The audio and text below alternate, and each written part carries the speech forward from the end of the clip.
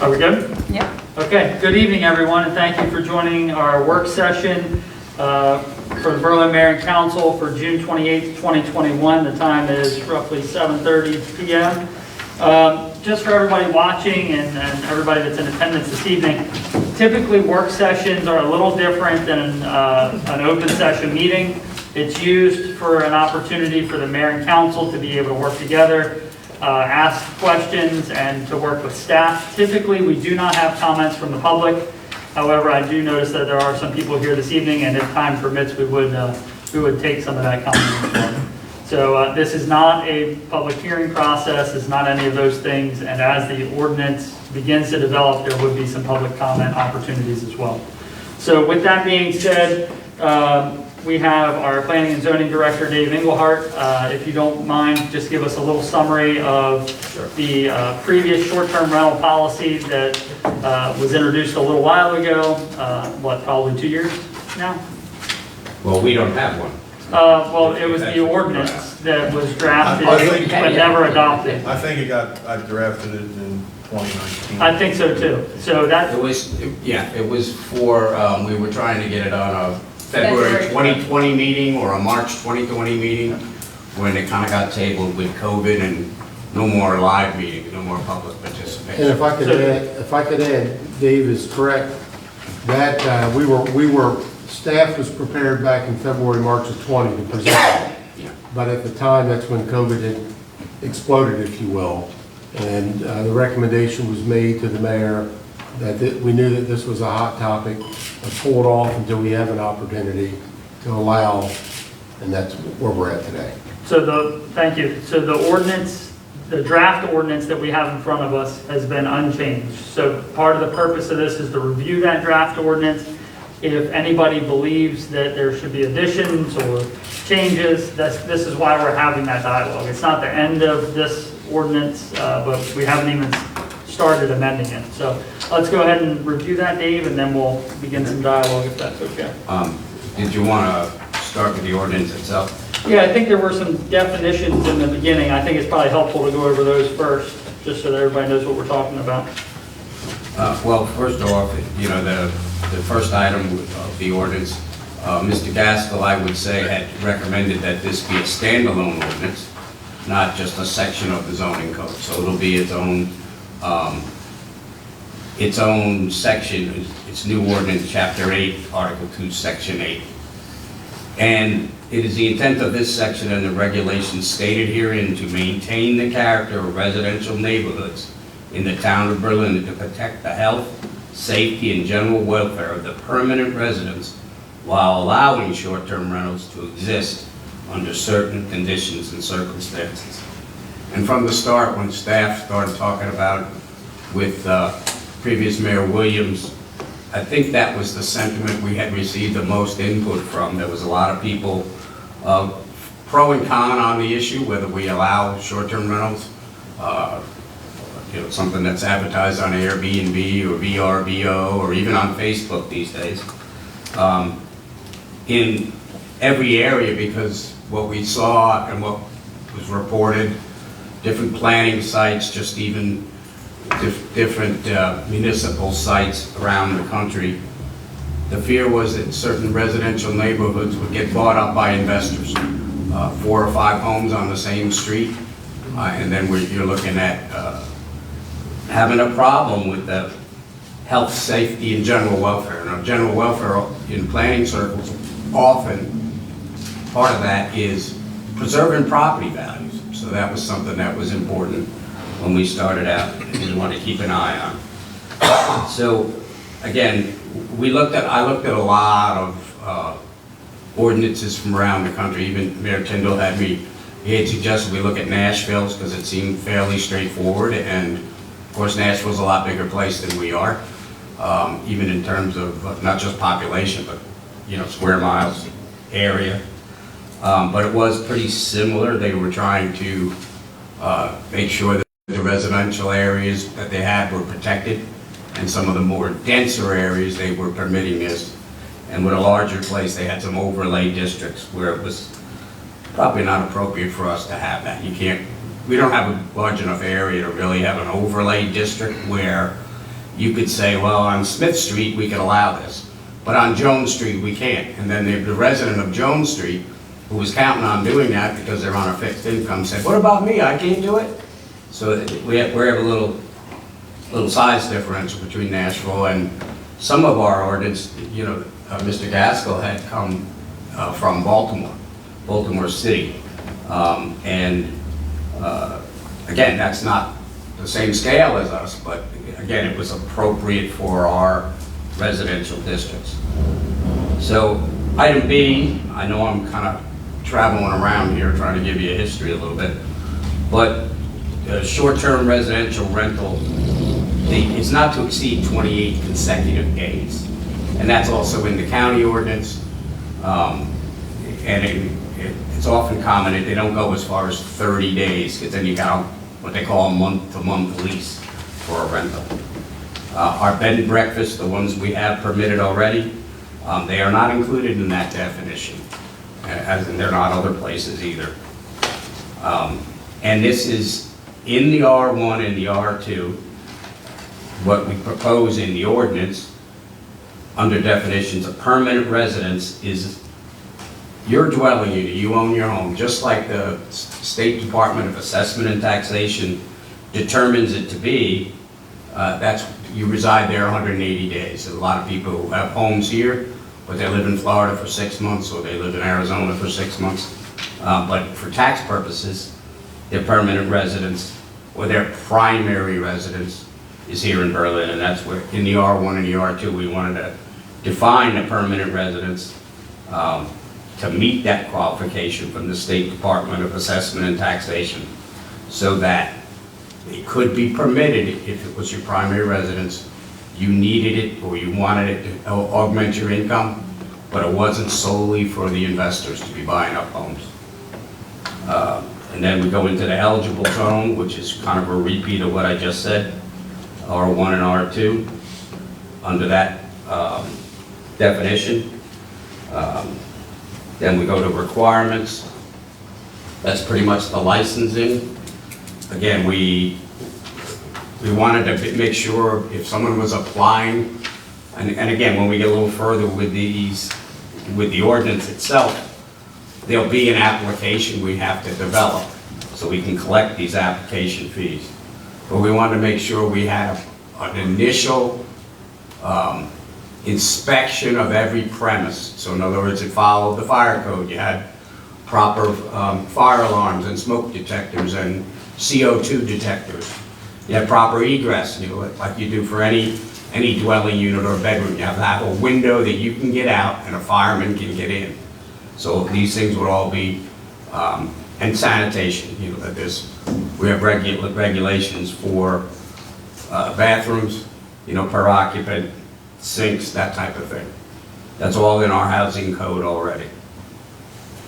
So the license, we talked about an initial fee of $150. That would cover, I had priced the initial inspections with MDIA, who we use for our construction inspections, like if someone's building a new home or remodeling, and plus our administration and our application fee and processing would be covered by the initial $150, and then an annual license fee of $200. The license would also require they provide us with 24-hour emergency contact, and something that's been brought to my attention more recently is some of the ordinance, and I thought it was a good add to this, and that could be something we add within a 30-minute time radius to get here of that notice that there was a violation, a noise violation, any violation of we could contact that 24-hour emergency contact, and they could be here within a half an hour. Again, that's our choice to make that, but the 24-hour emergency contact is in just about every ordinance I've seen. Occupancy would go by our housing standards section of our existing code. It says that for every bedroom occupied for sleeping accommodations, it's not less than 70 square feet unobstructed other than by furniture for each occupant, And it's actually that part of the code, I will correct this. It says it's 70 square foot for the first occupant of a bedroom and 40 square foot for each additional. So if you had two people staying in a queen bed in a bedroom, you need 110 square foot minimum for the room. Not a big bedroom, but 11 by 10 could hold that double bed. So I will correct that. That's going to need to be plus 40 square foot for the second occupant. And then one of the other important things, again, we're talking with Chief Downing and just with residents in general in town, we already know a lot of places, especially closer to downtown, we have a parking issue. So for additional off-street parking, for each bedroom that they rent, they need one more space beyond what's already required. So if a home needs two parking spots just as it is, if they're using this as a short-term rental and they're in the house, but they have a tenant in one of the other bedrooms or a renter in one of the other bedrooms, they need an extra off-street parking space. We don't want to be jamming up the streets any further than they already are on any given night or weekend nights. That was important to us. And then they keep a log of all the record of the lodging guests. And those records are to be maintained for us to examine at any time. And then those records also need to be transmitted to the Worcester County Treasurer's Office. The reason for that is they are eligible for the nightly room tax that the town of Berlin would collect, just like for a motel or a hotel. So, and I believe, I wish Natalie was here, I want to say from memory that's 1% of the lodging.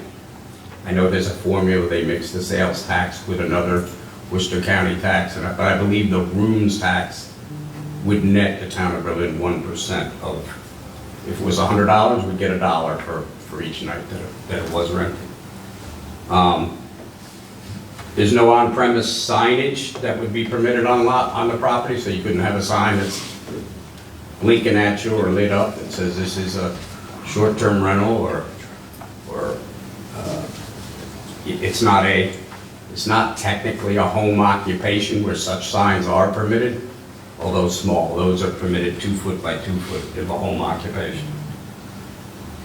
Another important one was number 7, like functions like a wedding reception or parties or bachelor parties. We seem just anecdotally to hear a lot about that, and I read a lot about that if you can limit the people on the premises to the people you rent it to, and not if you rent 2 bedrooms and 4 people come, and then Saturday afternoon 50 show up in the backyard because you have room for a barbecue. That's where a lot of the noise problems and parking problems and late night noise and activity, trash, that type of thing. That's where those problems seem to come from. So it's limited to only the people that they have rented to and said are going to be on premises. Violations, it's similar to the other civil violations we have. First writing of a violation is $100. Continuing violations are $200. They can be $200 a day the way our code is written.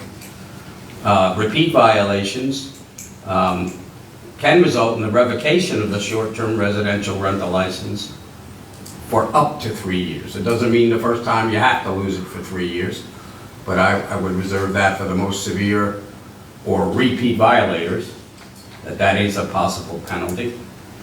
And the licenses are not transferable. So if you were to start operating one and sell it a month later, the new operator, the new owner would have to get his own license. It's not transferable. I know that was quick and I danced around a bit, but. Thank you for that overview. The one thing I will say, just to elaborate on the Nashville thing, we did discuss that as a possible community to look at. But if you go take a look at Nashville's policies, the things that I really wanted to draw attention to were like the example schematics of what types of room layouts with egress and then like fire protection and stuff like that. So more or less, if anybody's gonna go take a look at Nashville or any other municipality, I was talking about the example layouts that they have, not maybe their policy per se. The other thing is that as we go through and make changes to this, just so that it's easy to follow, can we underline anything that we add text-wise within this document and then strike through, but keep everything that we want to cut until we get a more solid framework of where we want to be? That way everybody's on the same page. Sure. So let's open it up for questions from the council. We can start in any particular order, but I do just, Yeah, I have Go ahead, just a few Councilmember. questions to start off with, if I could.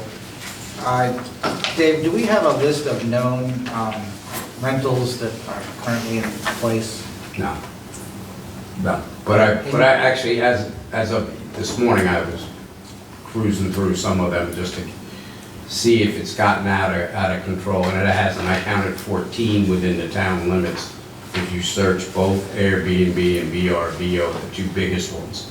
Now, of course, there are some on Facebook, Okay. and I added a couple that I know of that are doing this, or have been reported, by neighbors to me that they think that's what's going on. So I had 14 plus 4 of the apartments on Main Street, which are upstairs of the retail. So that would make 18 units in town that's currently. So 18, 20 in that neighborhood. So, Which is about what I thought it would be. Last time I had checked was probably 4 or 5 months ago, and it was similar, 12, 13, somewhere in there. and without holding you to a number, were most of those in the R1, R2 district or the other districts? If you had, All of those are in R1 and R2. all of them are, that you know. Yep, Okay. except for the 4 apartments. All right. And those would have been B1, their town center district. Um, There were none listed in any of the apartment buildings like in R3 or R4, Right. although that could be that that is the way they're being done. And I didn't see any that were in any of the, that's R2, sorry. I was gonna say I didn't see any that were in condo, but it is an R2. Next question, you mentioned the room tax. That's not in the ordinance. How is that dealt with? It's not, but I've talked about reporting it because we really didn't have the mechanism in place. I talked to the treasurer's office, Worcester County Treasurer, Right. and they said, well, we'll have to come up with a mechanism that you reported to me. When I got a license to issue, I would share it with them, and then, But is that a rate that the town sets? no, it's a state rate. The state rate, so. Yeah, the state of Maryland rooms tax, yeah, lodging tax. So I know Ocean City can charge more, or they do charge Well, more. conceivably, we could too, if we went to the legislature and asked them to do it, that'd be correct? If we wanted our own room tax, we'd have to go to the legislature. I don't know the answer to that right now. It's something that we need to look into. Next question is on the noise ordinance. So there is a town ordinance for noise. Do you know the hours of the, You know, offhand? The hours actually would fall under the right? industrial and work. Again, if you make noise at any time of the day, it's unseemly, and so hours wouldn't play a part in it whatsoever. And so is the noise a judgment call, or do you measure decibels, or how do you handle that? It's just, I think the town. How it code reads says is over 50 feet, but Yeah, you have to read it, no decibels whatsoever. Zero so, references distance. right, would that be considered one of the, if they violated the noise ordinance, would that be a Yes. violation? Yes. Okay. All right. And usually a noise ordinance, not usually, but it's something that the police department and planning department usually share. Sometimes I get that report and we share it because it's usually enforced by Arnold's department. Right. Sometimes he gets that or one of his officers and they'll come in our office. So it gets enforced from both sides sometimes. So my next question was on enforcement. There's no, talks about violations, but there's nothing about enforcement. So how does, I guess, is it just left up to the neighbor or whoever to call the police department, That's what they should do. and they You know, come if check it's it 2 out. o'clock in the morning, there's a lot of hooting and hollering going on, they need to call the police, because that's a criminal offense in town. Right, no, I'm not disputing that, but how does that get documented as part of that property's violation, sir? It would have to come from the police department today. Or if we got it in our office, and, you know, we've said that all along, that this would be complaint-driven enforcement. Right. We don't have the, well, first of all, we don't have the manpower to be checking on every Airbnb every evening. No, I understand. And you can't just go up and knock on the door and say, all good here, all quiet here, you know, we can't really. But I am concerned about noise, and Yeah. I've heard the noise from some of these rental units. It does happen, and it happens late at night. Well, again, this ordinance doesn't address that. When we're talking about violations, too many people inside of a house. Right. When we're talking about not in the right district. Those are the things that this actually addresses, the way I'm looking at it real quick. So again, you don't see anything in reference to violations of any law, noise, fighting, disorderly, any of those things are not addressed here. We're actually addressing, or it's looking at short-term leases as having them. How does it actually operate? So again, it doesn't come in that format. If you go ahead and talk about violations of the law, it's not listed here. It talks about a civil violation. But it's elsewhere in our code. Yeah, we already It's have totally those. separate. So if they, if you violate the noise, it's a violation here. It's not what it's looking at here. Right. I guess I'm concerned for the neighboring properties, okay? So if Jack lives next to me and he's having parties every night at his Airbnb, and I call you 3 times that night, It's no different when at Jack's house right now. Let's just clarify, I don't think Councilmember Ward is having parties. that's a joke. So, He didn't invite us. so the big thing is I don't want you to go ahead and look at that and think that it really has any application here, what we're discussing. Right. Again, you violate the law, we're gonna go ahead and deal with it. We're talking about Airbnbs. How many do you have in a greater area? Again, you Google it, it's 40 in the greater Berlin area, 43, whatever the magic number is. How many issues have we had? Those are the kind of questions you want to throw out there, and then you come back and say, well, it's been that many, or it's only that few, and then you move on from there. Yeah. If you come back and say, if you have an Airbnb and you have these type of issues that we consider violations, that can go ahead and, you know, have you stripped of your license or ability to do it for 3 years. So the 14 or 20 known right now, over the course of the past 2 years, and I think the last 4 months would be a fantastic opportunity to violate because people have been home. I've had no neighbor complaints. I can honestly say that. I can say that I think the elected officials have fielded some complaints Yeah. related, I mean, my inbox has been pretty full. I think others have expressed that to me as well. So I think where you're going with the noise stuff is something that needs to be addressed. And what I'm also hearing is maybe a better explanation of like the due process, so that as somebody has an issue, how are we going to enforce that? And then what ability do they have to appeal that? And who handles it? Is it the Housing Board of Review that would field those appeals? Is it us that would field the appeals? Well, How does that work? under the draft ordinance, Dave would make a decision to issue a citation. Right? If he finally decided to revoke someone's license, they can appeal to the mayor and council.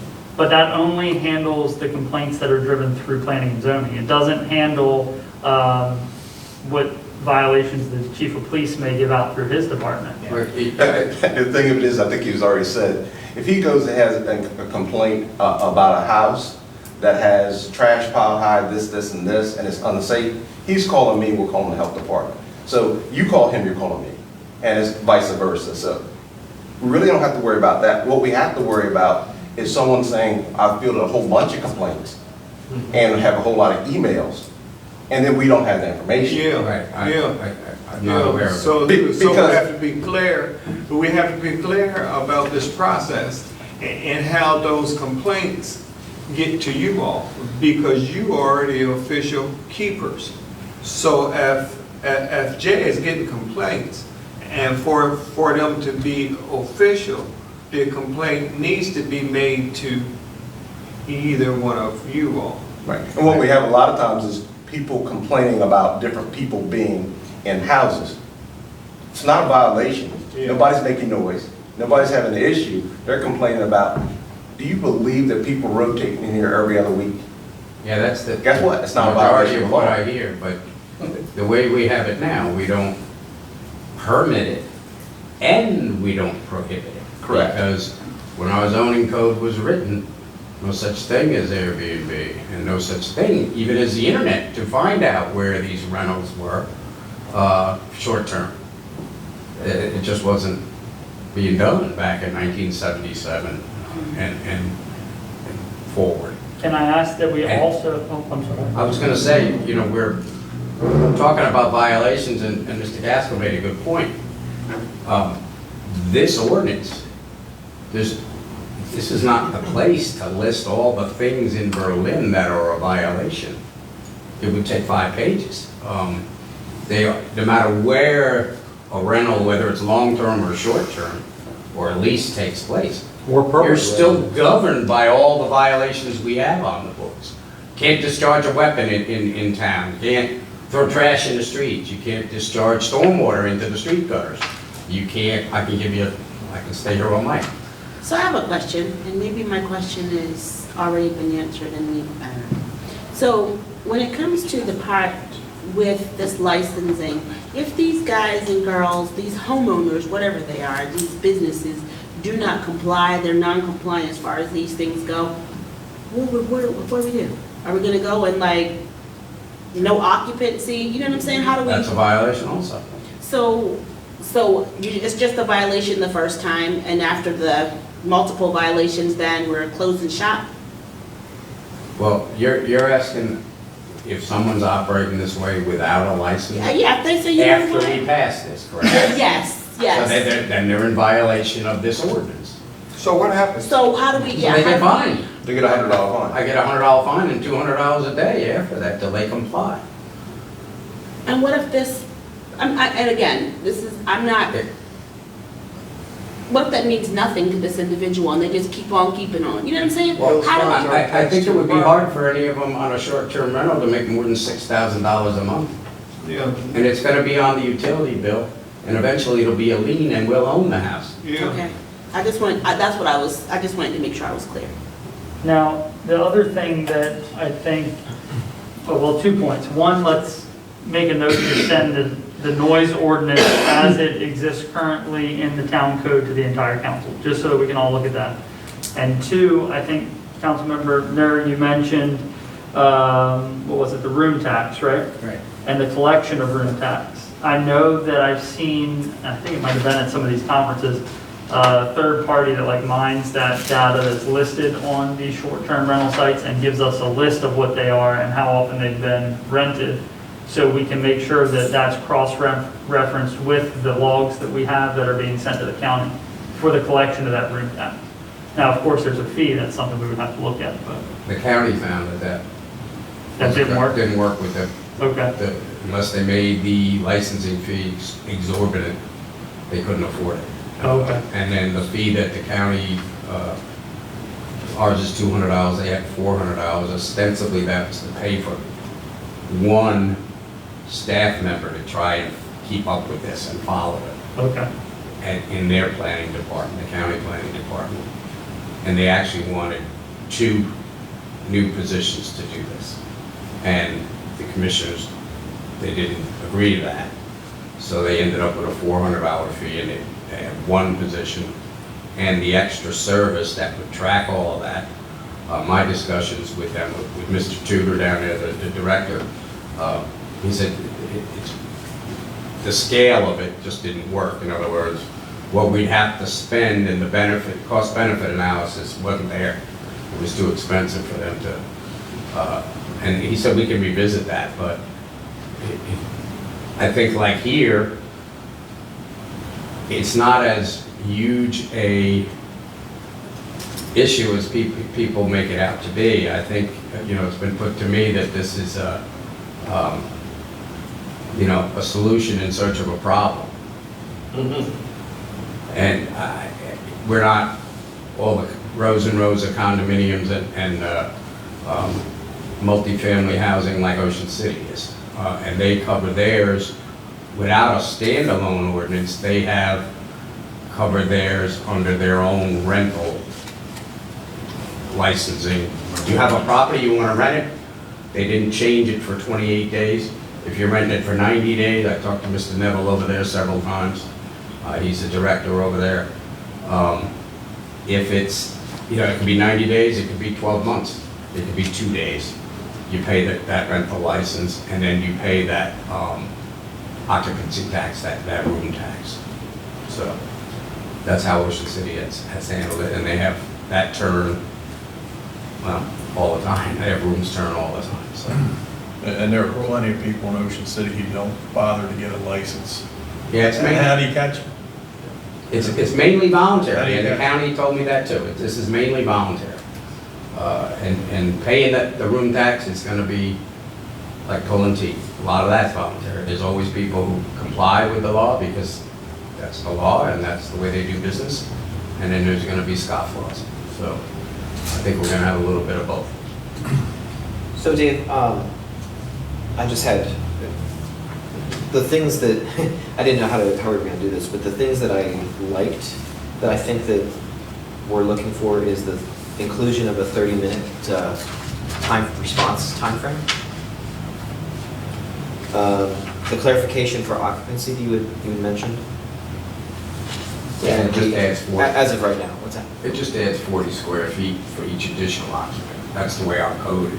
Right. Okay. That's the way, if you see that number 3 occupancy at the end, I say as per chapter 6, article 5, right?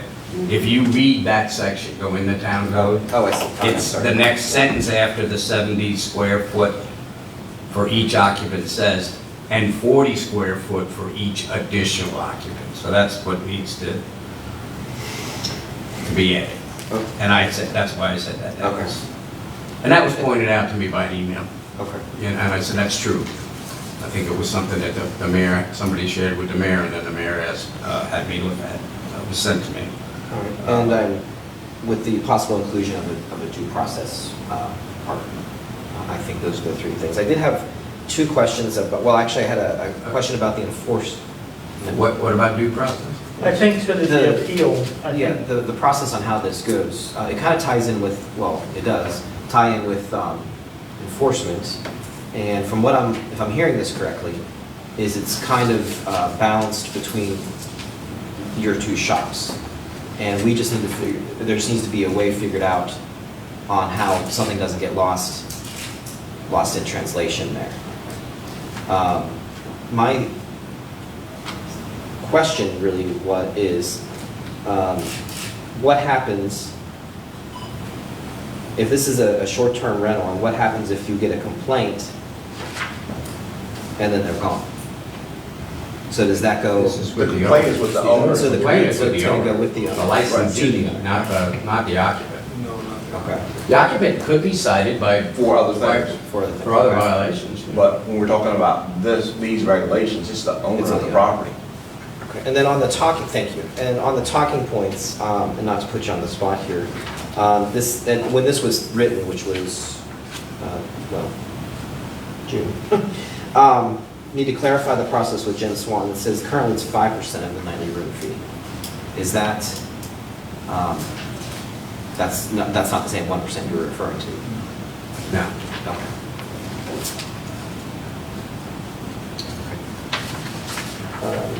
How does this differ And I think, yeah, go ahead, I'm sorry. how is this different from me renting my house long-term?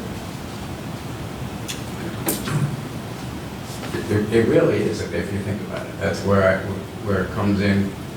I think the major problem that people have with it is that if you're doing this with your home, every weekend there's different visitors there.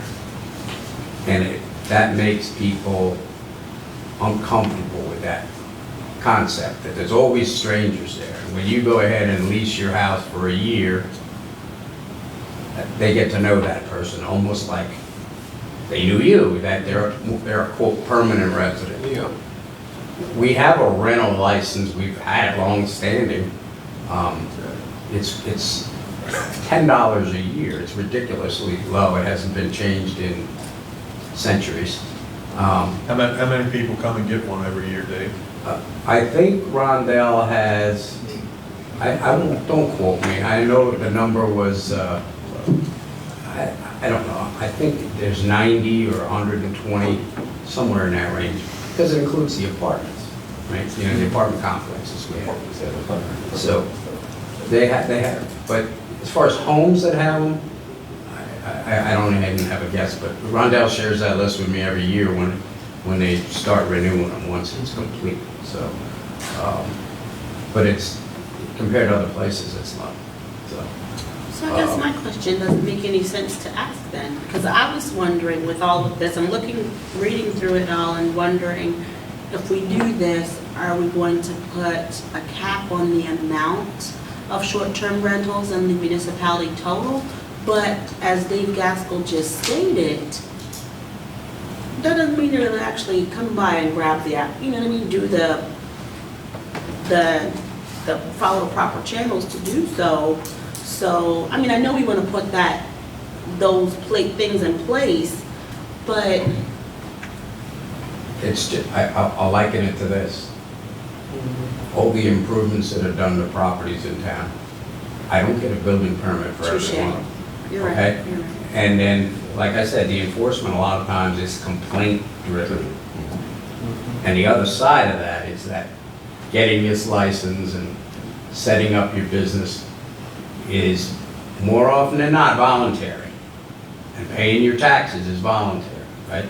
We still have people who don't pay their taxes, correct? And find a way not to, right? But the rest of us do the right thing. And as far as, I think I get where you're going. Like if you're working on a second home, right? You Right. said, that's what I'm gonna do with it, but they're never gonna know. We will find out, because the neighbors will.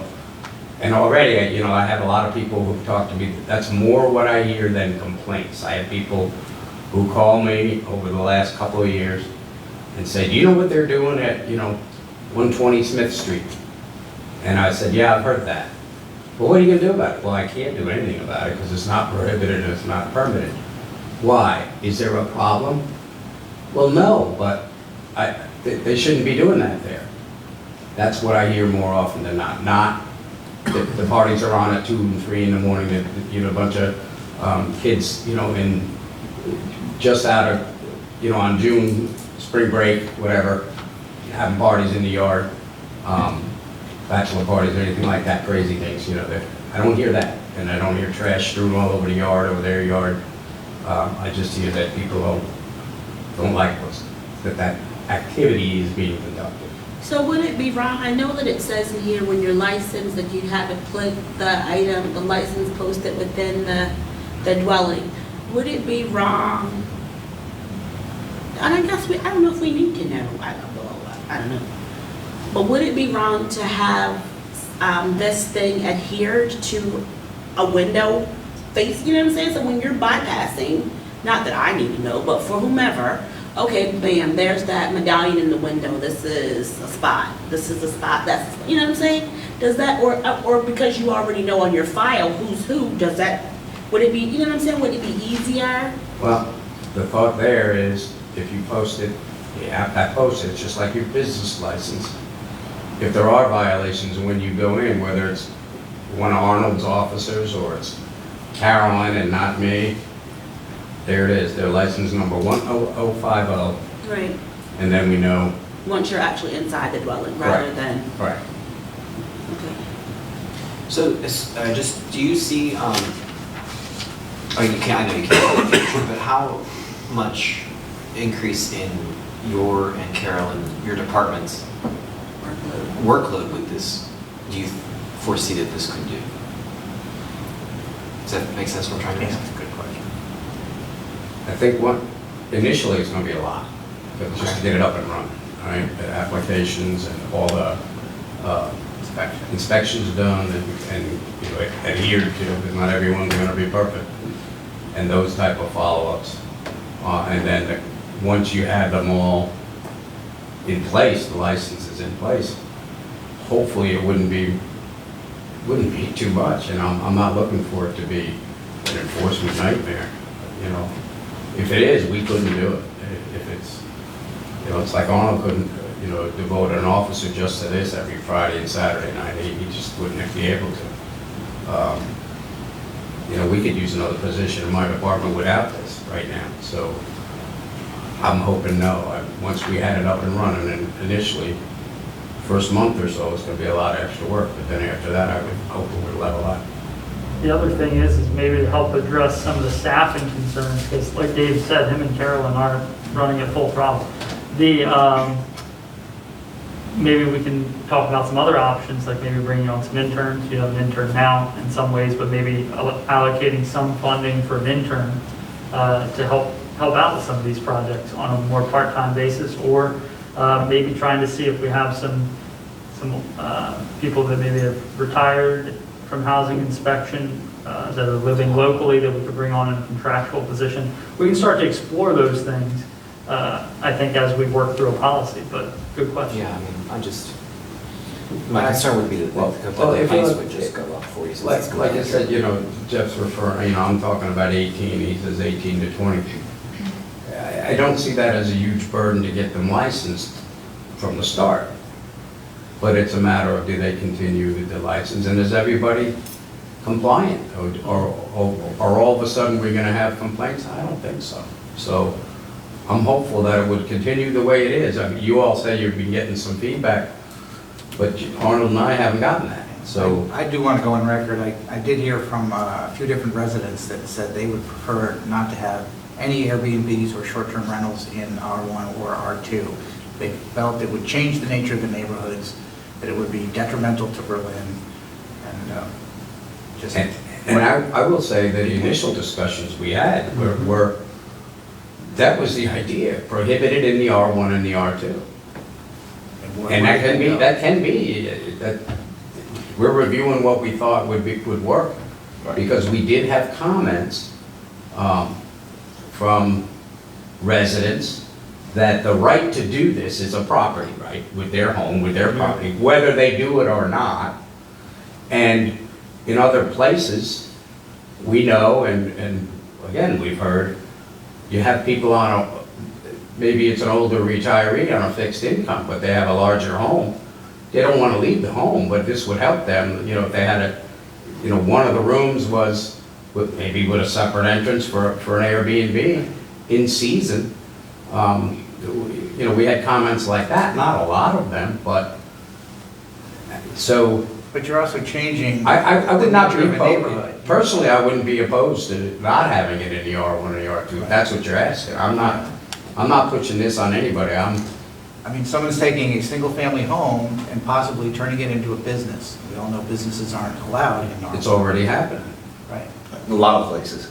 We're talking about survey businesses, which. I know, I understand that. You would have, But there's It is also, a business. there's also year-round rentals of homes in the R1 and the R2. Yeah. But that's a more stable situation. and we have people subletting all the time. Yeah. So I have another crazy one for you. So kind of have to decide. I mean, you can do that. You can allow it in certain districts and prohibit it in the R1 and the R2, single-family districts. That Nashville, pretty much, that's what they have. Where you have single-family homes. So that's where we need Not to permitted hear from the public, you know. And you, So with doing this, would we, when it comes down to licensing and whatnot, my head is thinking so many different things like these guys and things that people are saying.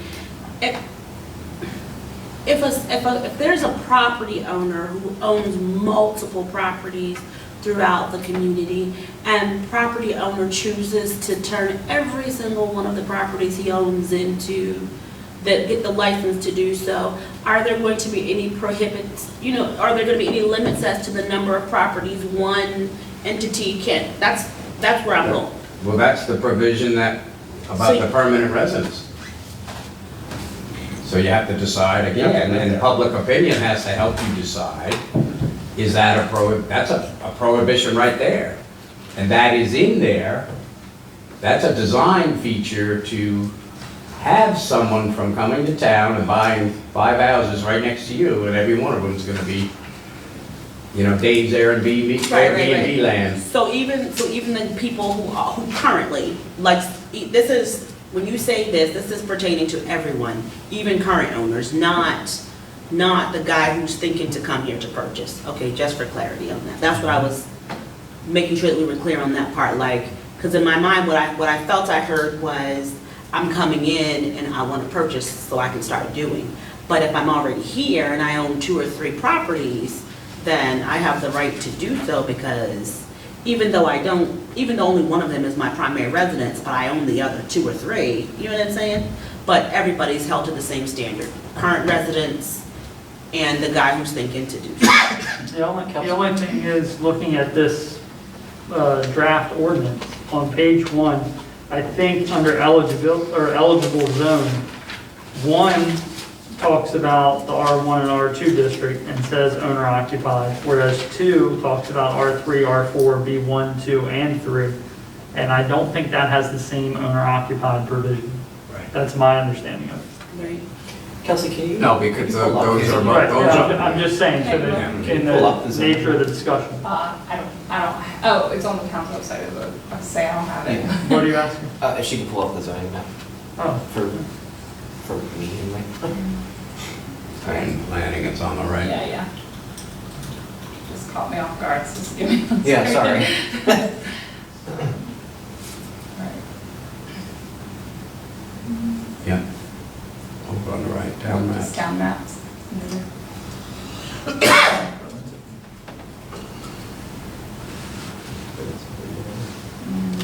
Try to zoom out a little, see if we can get it all. Thank you. Thank you.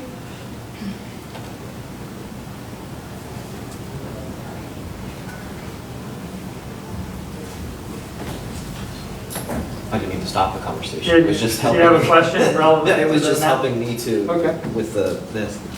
You see, I mean, the majority of the square footage in town, the acreage is R1 and R2 as it is, so.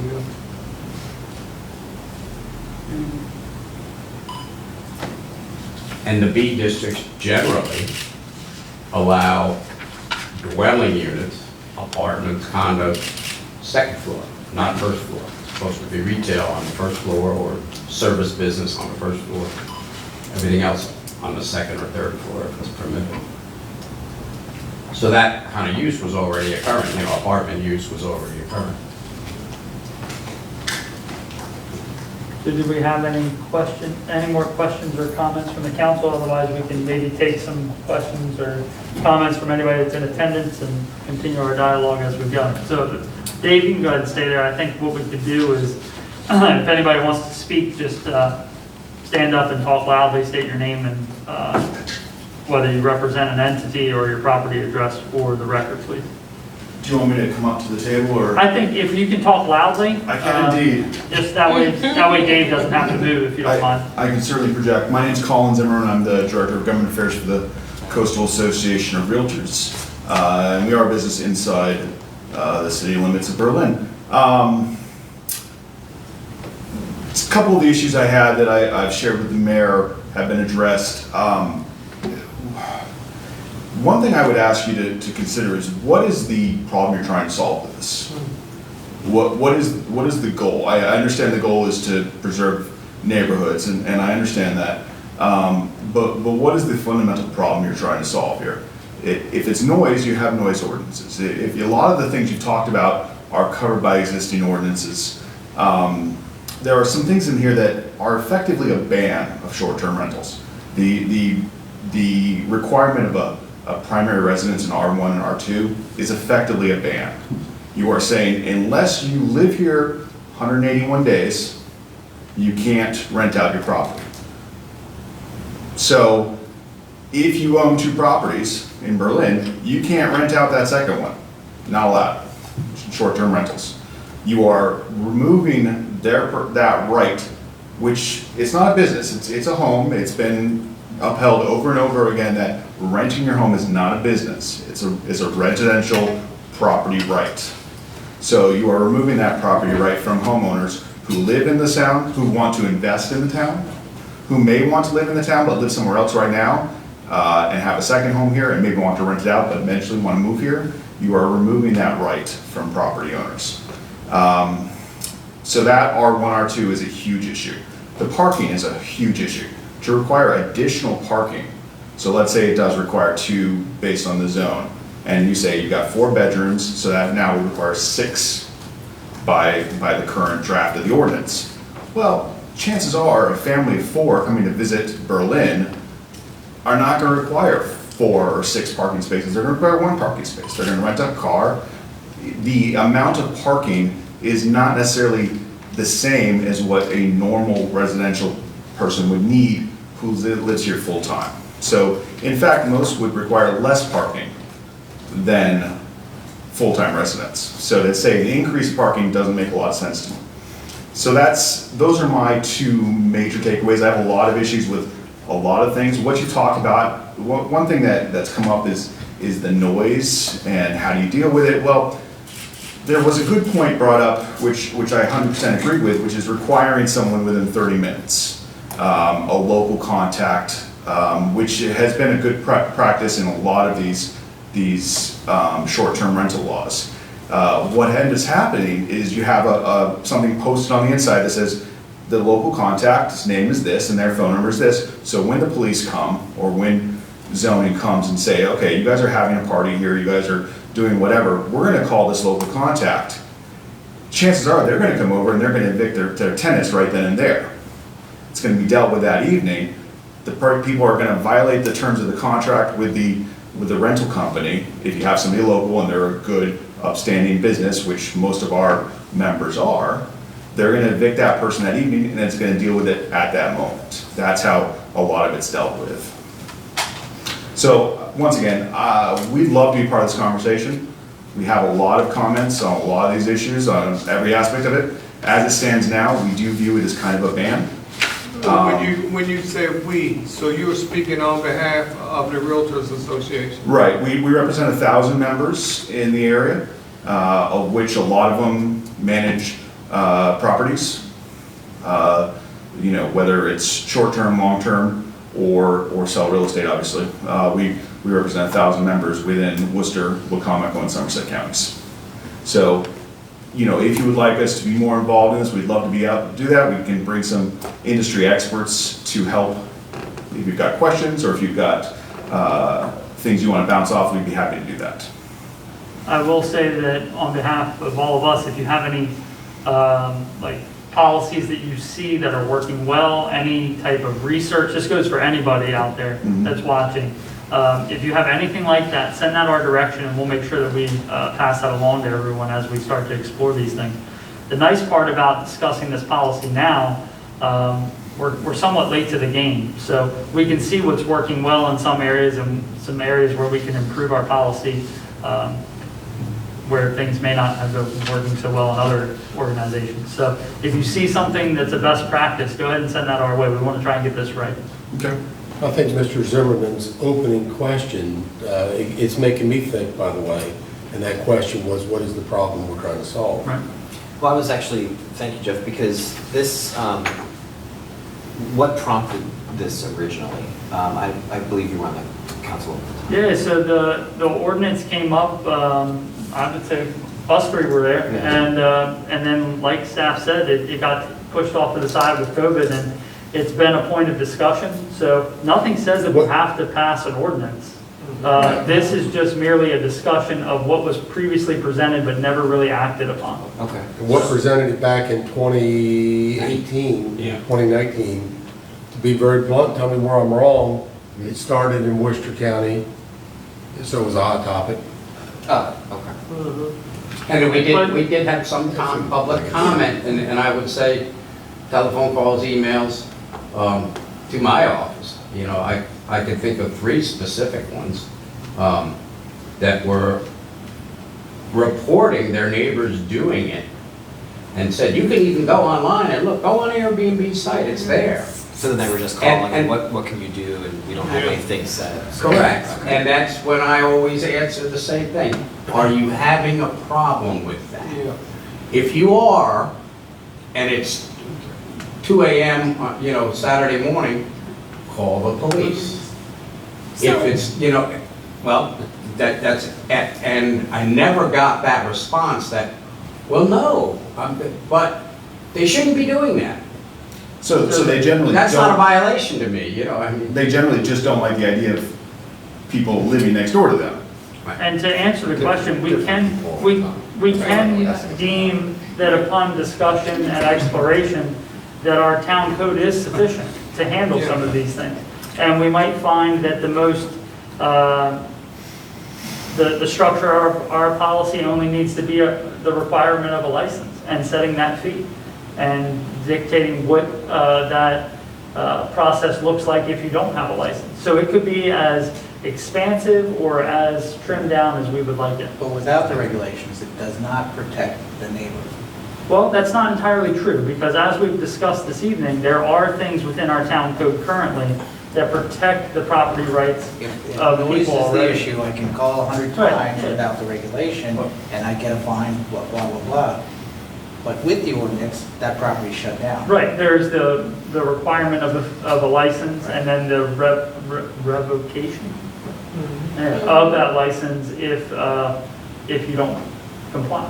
Correct. So, yeah, I mean, I'm not saying that we don't have to do anything. Sure, no, I understand. I'm saying that there is scalability here. But the one thing, Mayor, for the council as well, I've heard Chief Downing say Thank you, this Tom. probably a million times. And I'm not picking on anybody on the dais, nor any citizen in the town. But there's a very lovely little old lady that lives off of Flower Street that will call me all freaking hours of the night. And she will say, this is going on. Hold on, it's not me, so don't look I'm not- at because I do not call And you I will say, call the police department. Honey, I'm not calling the police department. So please, And that, call the that's an police important department. distinction. So we did talk a little bit this evening about people that may have sent emails, right? To at least me personally. What I always try to do is outline the process for people, say, hey, this is what we have in the code. If it's noise related, I send them the noise ordinance, and I say the proper channel is to reach out to the police department. So I do try to encourage people to follow that pathway. Well, and again, I'm gonna tell you this, I know. we keep talking about noise. If the guy's playing the drums inside of the garage at 2 o'clock in the morning, we're not gonna get a phone call. We're gonna get 5 phone calls. Come on, people. Right. You already know, if people are making noise, hooting and hollering, anywhere downtown. They were playing music on Second Friday, and it went. And I'm not gonna say his name. But he called, and he said, hey, I said, we just had the officers go over and tell them to turn it down a little bit. It's Second Friday, this, and this. 15 minutes later, did you go ahead and make contact? I have my friends in here. We're trying to go ahead and have a nice dinner. I don't want to go ahead and turn the air conditioning on. I want to keep the windows open. And then we had to stand beside them and said, look, we know you're a new band, but either you can pack up or you can go ahead and turn the music down. Simple as that. Guess what? They packed it up because they had to. So we deal with these things, and it's not about writing tickets. It's not about locking people up. It's about talking to them and letting them know that guess what? Someone 5 blocks away is hearing your music. And if they're hearing it, and again, any event downtown always disturbs someone. We have everyone that lives over the top. I can't park, the music's too loud, too many people are out there, but they understand when they go ahead and rent the place that we're gonna have 14 events every year. It's gonna be going on until 7 o'clock at night, 9 o'clock at night, and those sort of things. But the kid playing the drums, we deal with it. But on the flip side, going back to Colin, when you say when you made the statement that this is kind of like a ban, you say that's a ban to the possible buyers that are looking to come into the town? Or existing residents that live here. So the existing residents that are living here that are thinking that this could work for them, you're saying that the premise, that the line items are banned to them. If you have two homes in here, Mm-hmm. you can't rent out your second one. Yes, you can. Yes, you can on a year-round basis. On a year-round basis, Yes. but you can't on a Yeah. short-term rental. Right. But again, if you're doing that, then you're running a business, right? You're running a business, so, No, it's been maintained by every court that renting your home is not a business. even if it's short-term, even if it's on a short-term basis, then you're renting this house every 28 No, days or it's something. not, that's not a business. That is a property, that is something you can do with your property. It's still a business. Still business. You're being I mean- taking income. Don't mince words, yeah. Yeah. We're playing some Business. Nobody Potato, does it. potato. Nobody does it I'm not to sorry. make money. I have a hard time with that one because, and this is not me being that old lady that calls him, because it's not me that calls him.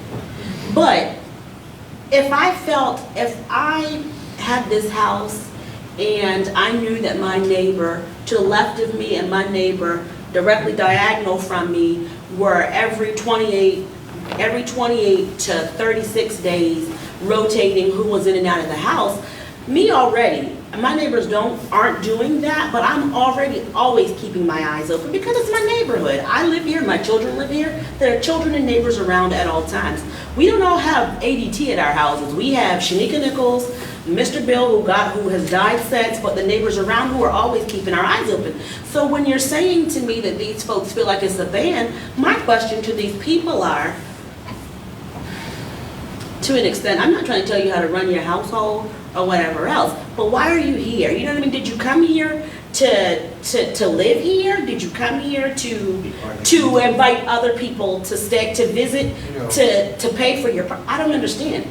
I don't, No, you didn't come here to live. if that's what you're doing, you came here to run a business. If you're turning this house over every 28 or 36 days to someone else and you're not residing there, that's a business. It's every weekend, though. Right, but again, you're not having people coming here and buy. What you have is, my mom just died, and they're doing with their house.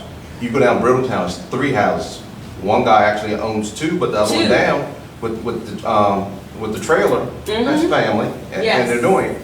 And you go ahead and ask, with all 3 of those, 2 properties have, all 3 have actually improved the whole area because the properties are kept up. And they have, and I think that that's great, but at the same time, though, they are 3, and they are being watched like hawks by everybody in that neighborhood and then some. So you know what I'm saying? So I mean, if it's happening, I don't know. I mean, I'm not saying that I'm completely against it, but I feel like when you say it's a ban, I don't think it's a ban because like you just said, it's 3 on one street, bam, bam, bam. And those guys, they're doing their thing and nobody seems to feel hindered per se. I mean, mind you, there's some limits put on you as to, because I know for a fact with the house that's owned by, the 2 that are owned by the one entity, larger venues, events, weddings, what have you, they're limited as to the amount of those that they can have.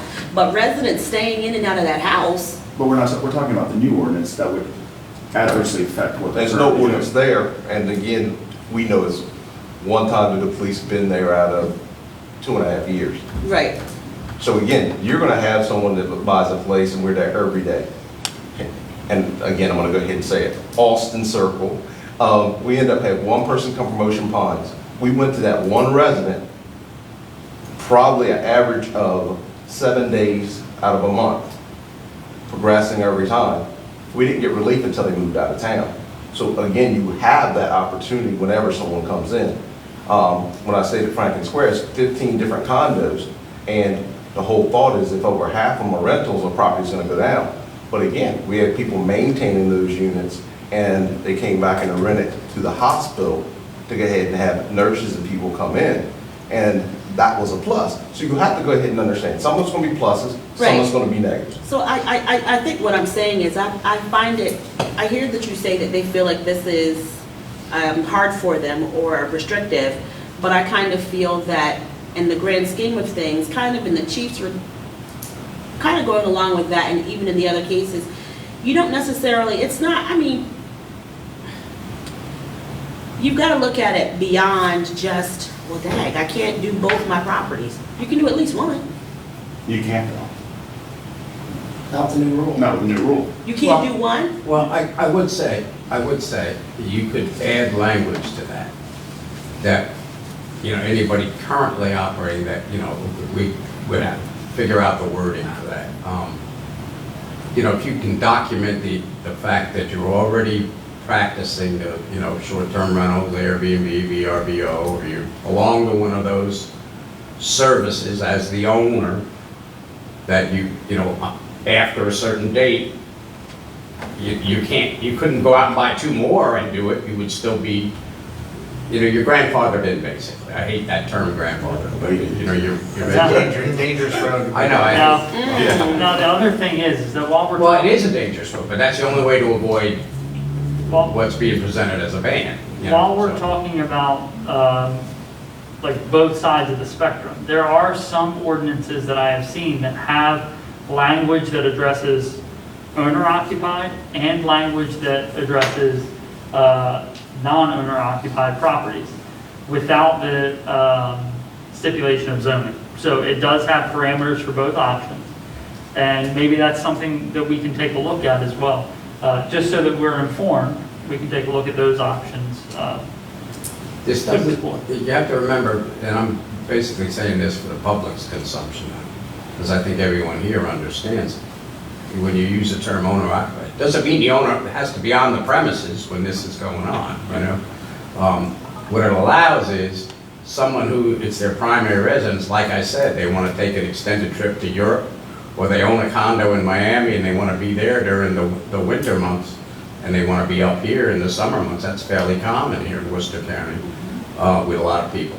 So it would allow that, but you want them to have, it's their primary residence by SDAT regulations. They have some skin in the game. They are a resident of Berlin. They are not a investor from out of state or out of the area that, as you were just saying, didn't come here and buy a house to live here. They came here to run a business to make some money. So that kind of limits that. So it might appear to be somewhat of a ban, but it was an alternative to having an out-and-out ban in the R1 and R2. Well, I do want to, we have a couple other people in attendance. Can I just say one thing? go ahead. I wanted to disagree with you on the parking issue. You said that it's really not an issue. However, if I'm renting a room in a house, I may get one tenant, but if I'm renting an entire house, I get people coming from all over, different areas, and you end up with 6 cars in some cases, and I've seen that firsthand. I've done it in other I've towns. seen I it, mean, so it myself is a problem. personally. And it's one parking space per bedroom rented. So Right, so if you have a 4-bedroom house you're renting, but yet people don't think about that. They come with 6 cars, 8 cars from wherever. So the current ordinance would require six spaces. No, it does not. It's 2 plus each bedroom, is what the current 2 ordinance. for each bedroom rented. The current ordinance says No, it doesn't. 1 for each bedroom rented in addition to what's required. It does. Yeah, For so each bedroom rented. So if you rent all 4 bedrooms, you need 4 additional parking spaces. for additional, on top of what's required by zoning. That's correct. So if zoning requires 2, it requires 6 on off-street parking, right? Correct. Okay. Now, just in the nature of time and making sure that everybody that is here is heard, is there anybody else that would like to pose a question or a comment? Yes, just please, let's go ahead right here with Mr. Martinick, and then we'll come on up, state your name and property address or entity that you represent. My name's Todd Barnick. I'm a teacher at Stephen Decatur High School. I'm also a property manager, probably of 25% of the short-term rentals in Berlin. They exist on William Street, Main Street, Ann Drive, Eschen Drive, Burley Street. So all the questions, I wish I could have talked like an hour ago, because there's so much misinformation and questions that I have to answer about all of it. The decal is a great idea. That's what Ocean City requires. It's got a number. So if it's one of my properties, it's 001, the cop will be able to look at it. It's called, say, 001, look it up. It's Todd Martinick, he calls it. That's what Ocean City does. Great idea. The noise, if it's a long-term rental in R1 and R2, and they got a 1-year lease and they make noise every night, they're staying there. Airbnb is super easy to evict people. If they violate the contract of the terms of Airbnb, they're gone. That's easy. So that's some misinformation. I feel like the R1 and R2, since most of my properties are there and I have no problems, I've never met the chief, I've seen him around, but I've never had a problem that I know of, and I'm the property manager. So the point of, finally, after an hour or so, somebody said like grandfathering, you know, if you have a property in R1 and R2 that's been operating for 4 years, and we show a rental history, and there's been no problems, and the neighbors, now I'm friends with, my properties look better than the year, on one on Burley Street, the year rental looks like crap. If my property looks like crap, we're not making money. And these people who come into Berlin are families. They're spending a lot of money, they're coming from wealthy areas. This is good for our town. And you would say, the next question everybody wants to ask is, would you live next to one? I did. I lived at 308 Ann Drive, 306 had one 2 years ago, and now there's one three houses away from me on Eshel. I see it every day. It's no problem. It's quiet, it's families. As a matter of fact, I've had one problem with a rental, it was in Ocean City, and a high-ranking person was there in the town that saw me dealing with this issue, and he looked right at me and he said, "You're not in Berlin anymore, Todd." And he's right, because here I have no problems. I really feel like R1 and R2, if you're already doing it and it's not a problem, why would you disallow it? And the 180-day requirement, it is a no, or it's a polite no. It's like telling your daughter you can go out on a date, just be home at 6:30. You know, it's like, it's the regulation is so strict, you don't want it. I think that's a great idea, personally. I mean, mine was required with that. But I mean, you know, like, Mallard Island is the most elite neighborhood in Ocean City. I think we'd all agree. It's an R1 neighborhood. That means it's only families. If you cannot have more than so many unrelated people at a residence. I have no problem with regulations. My owners don't have problems with regulations. But let them make a living, me make a living, and the town make more money. So again, running the business, that's what this is. So, It's a business for me. but it's a business for them as well because they're making a living. And again, I'm not gonna keep us here all night, but I have a hard time with you saying that it's not a business. because I didn't it say is. that. Oh, okay. I did You know what not. businesses do? Businesses pay taxes. And my They're business is supposed to. incorporated in Berlin. But at the same time, and I don't want to argue with Mr. Martinek, and I don't mean this in anything other than due respect, but when you compare us to Ocean City, we don't want to be what they are. And they have some good And by things. opening- They have some good regulations that you They should follow, do. like the They decal is do a have great some idea. good, I think the decal is a great idea, but I don't want us to open our doors to be what Ocean City is. Set a limit. Like he said, we got about 20. Let's let all the people that have them come in. Let's say it's higher than that. Let's say it's 28. We regulate it from that point on. We might give a little room for growth. Say, we're never going to allow more than 3% growth in a year. The ones that are already here and are doing a good job, and people are paying their taxes and bringing people to town to spend money, let's let it go. And what you're saying, Mr. Martinek, if you don't mind, just to add a little validity to that as well, some of the policies that I have seen cap your housing stock as a percentage of your housing stock. I'm not saying we should do this, I'm just saying some of the policies that I have seen do have some of those provisions built in. Right, I was like, we are looking for problems that aren't there. And I'm okay with that, because I live here too. And again, I've lived next to short-term housing. So I can tell you that too. I've never had a problem. If I did, I'd call the cops. If I did, I'd call the cops on my neighbors if I had a problem on them anyway, whether it was short-term or whatever. Like they call them on me. Maybe. Well, thank you for sharing your Yeah. thoughts. Any other questions? I mean, like I Well, said, I think I managed 25% of it. What I will say is the same thing I asked Colin to do and the same thing I've asked everybody else to do. If you know of things that are working well and somebody with industry experience like yourself, please send those along and we'll make sure that we pass those.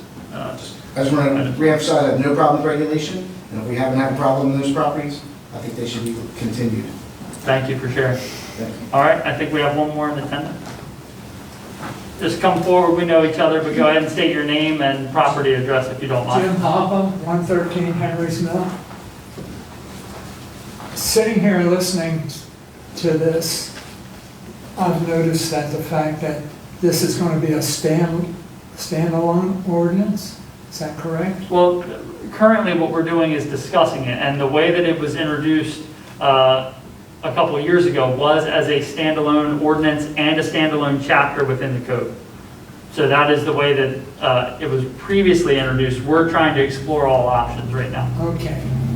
As a standalone, should we not identify planning and zoning as the department for people, as the department responsible for violations? That's an important thing to recognize, and I think that we should have something clearly laid out in a policy for people to follow. The only other thing I have a question for Dave. Gonna put you on the spot. Okay, but before you ask the question, there already is in the violation section indicates that the planning director is the one who hands out violations. Well, that's violations.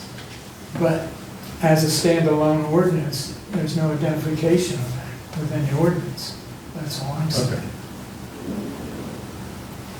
Okay. Will this ordinance pre-exempt existing deeded covenants?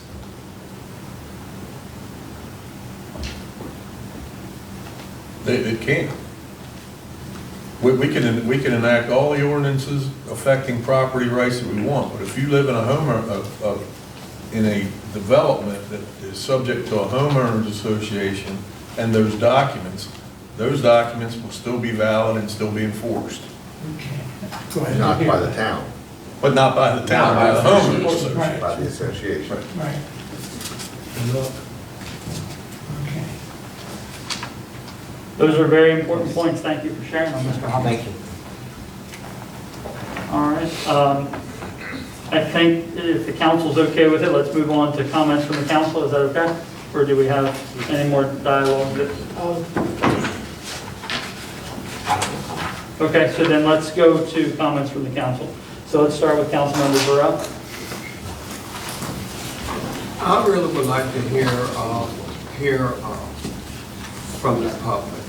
You know, we heard from a representative from the realtor, but I would like to hear from Joe Blow, homeowner, that possibly lives beside one of these entities. That doesn't have a vested interest.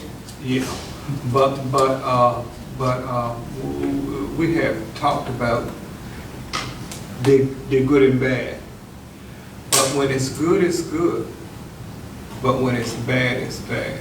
I don't want something disturbing my peace and quiet of my home. And I would imagine no one wants that. But at the same time, I think property owners need flexibility as to what they own and how they use what they own. I really don't have a strong opinion about this now. That is why I would like to hear from property owners. I would like to hear from the general public. Thank you. Councilmember Purnell? I think that's a great idea. I agree with Dean.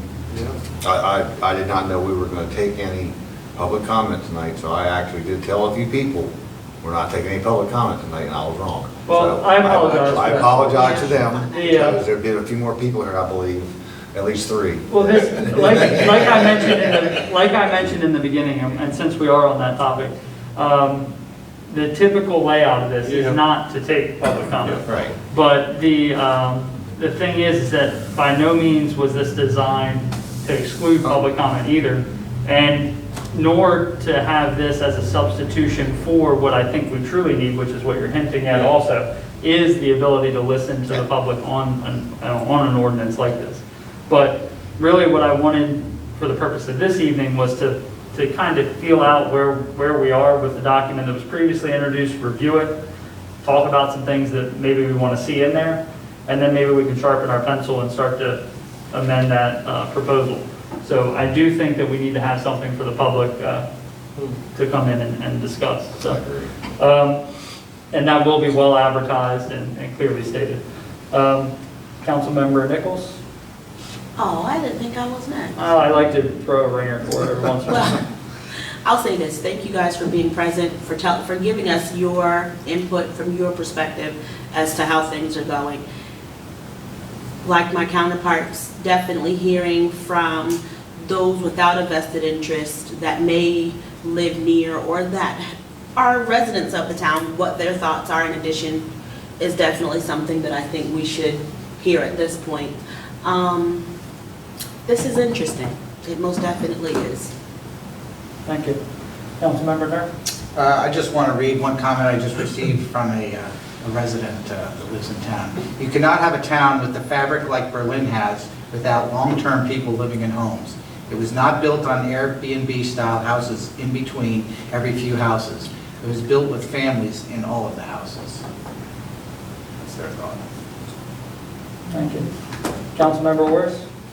I have nothing additional right now, just looking forward to the further discussion, and Yeah. especially with the public. There have, like Jay stated, there are definitely people, and I don't want to seem disrespectful, but there are people messaging right now saying similar things about, wait a minute, this isn't what Berlin, wait a minute, this isn't Ocean, wait a minute. So, Thank you. hearing from the public, yeah. All right, well, next is just a brief comment from me. I've said it a couple times this evening, but once again, if anybody has any information they want to share with us, best practices, input, suggestions, let us know. We will also be doing this is first of many conversations to come, including public comment opportunities.